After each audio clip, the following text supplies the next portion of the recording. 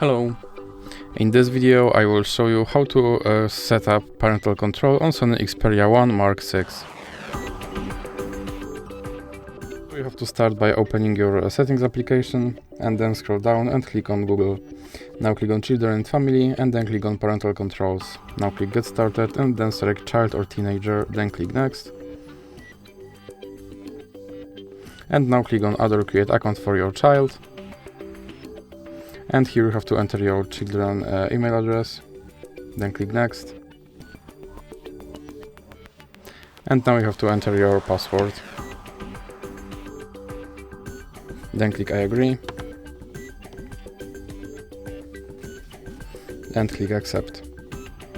Now you have to select your account and you have to enter your parent email address.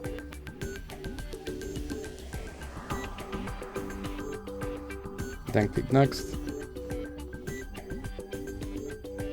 And here you have to enter your parent password. Now you have to scroll all the way down and here you have to enter your child's password again.